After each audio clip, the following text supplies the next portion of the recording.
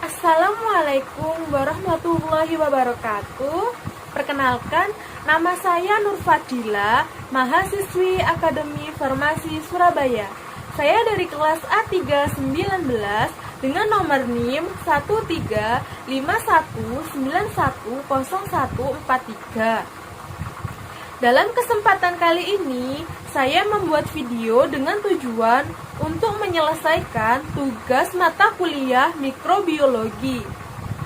Tema yang akan saya bahas di dalam video saya kali ini yaitu tentang bakteri. Saya akan menjelaskan tentang pengertian dari bakteri, jenis-jenis dari bakteri, bentuk-bentuk bakteri, dan lain sebagainya. Sebelum saya masuk ke dalam inti dari video saya kali ini, saya ingin bertanya kepada kalian yang menonton video saya. Apakah kalian mengerti apa yang dimaksud dengan bakteri? Ya, kalian sangat benar sekali.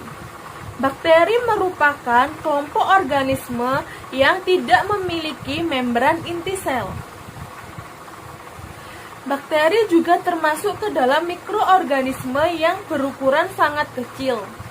Maka dari itu, ketika kita ingin melihat dari bentuk bakteri, kita tidak bisa melihatnya secara langsung, tidak bisa melihatnya secara mata telanjang.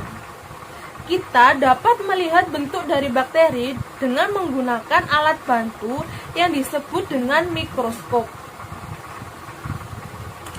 Bakteri dapat juga dikatakan sebagai penyebab infeksi dan penyakit.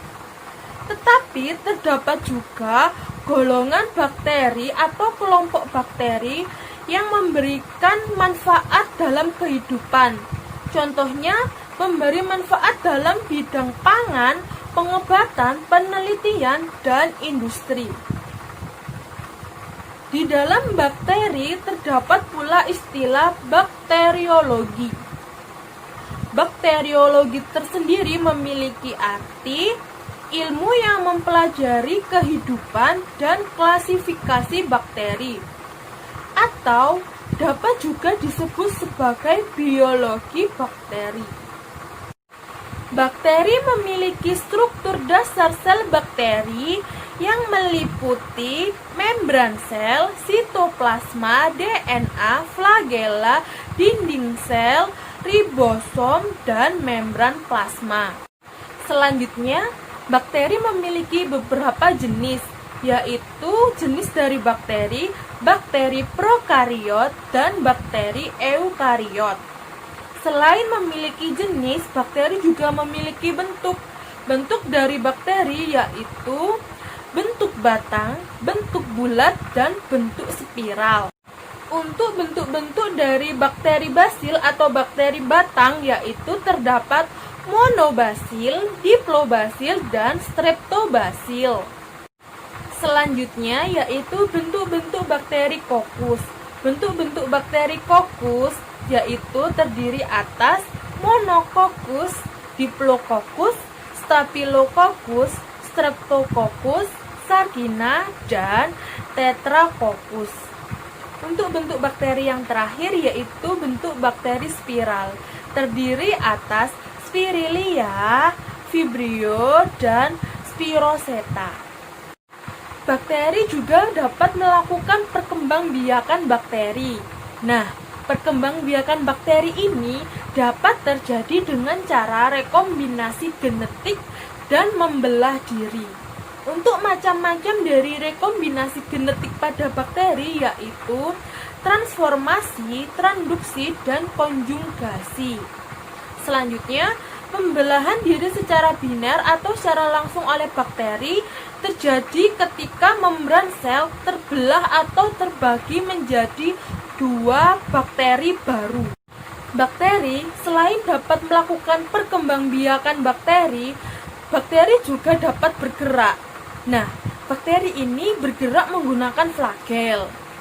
Berdasarkan letak dan jumlah flagel yang terdapat atau yang dimiliki oleh bakteri, maka bakteri dapat dibedakan menjadi bakteri monotrik, amfitrik, lopotrik, dan peritrik.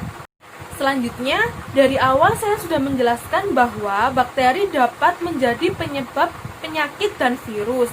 Pada bakteri terdapat mekanisme bakteri dalam menimbulkan penyakit, yaitu jenisnya invasi. Invasi merupakan kemampuan dari bakteri untuk menyerang dan menyebar. Selanjutnya, toksigenitas, yaitu merupakan kemampuan bakteri dalam membentuk toksik. Toksigenitas tersendiri terbagi atas dua jenis, yaitu jenis yang pertama eksotoksin dan yang kedua yaitu endotoksin.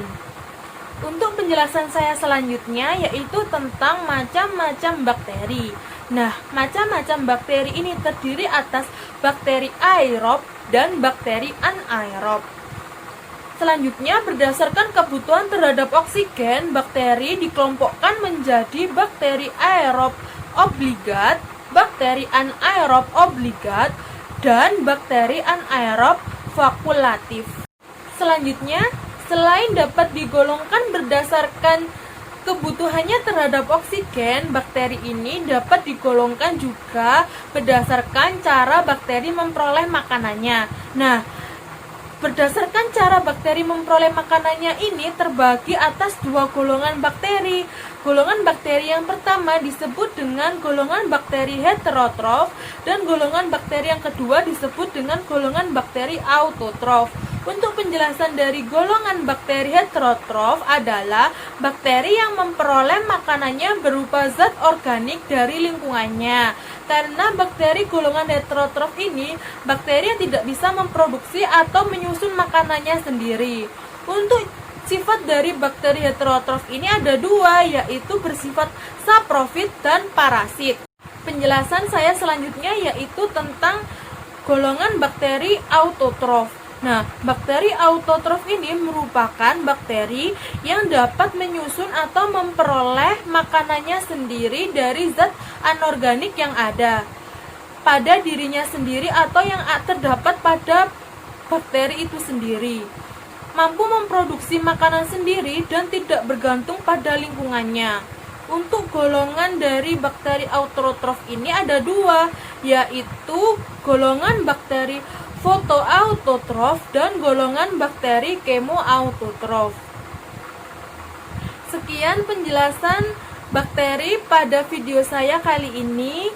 Saya berharap yang menyaksikan video saya dapat menerima penjelasan saya dengan jelas dan paham.